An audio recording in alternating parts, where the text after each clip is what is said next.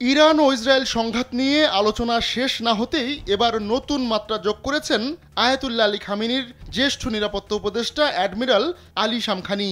গত ১৩ জুন শামখানিকে হত্যার দাবি করে ইসরায়েল, বিষয়টি নিশ্চিত করে ইরানও। ইসরায়েলি হামলায় নিহত সামরিক কর্মকর্তা ও পরমাণু বিজ্ঞানীদের জন্য শনিবার যে রাষ্ট্রীয় জানাজার আয়োজন করা হয় সেখানে শামখানির জন্য নামাজ পড়ানো হয়। এরপরই রাষ্ট্রীয় টেলিভিশন চ্যানেল IRIB-তে ২৮ জুন প্রচারিত এক সাক্ষাৎকারে হঠাৎ করেই দেখা যায় আলী শামখানিকে সম্পূর্ণ জীবিত ও সুস্থ অবস্থায়। একই দিনে তিনি অংশ নেন নিহতদের সম্মানে আয়োজিত জানাজা অনুষ্ঠানে, যার ছবি প্রচার করেছে ইরানের রাষ্ট্র টেলিভিশন IRIB।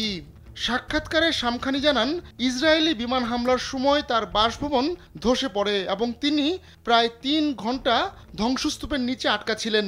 তিনি বলেন, আমি ধ্বংসস্তূপের নিচে থেকেই ফজরের নামাজ আদায় করি।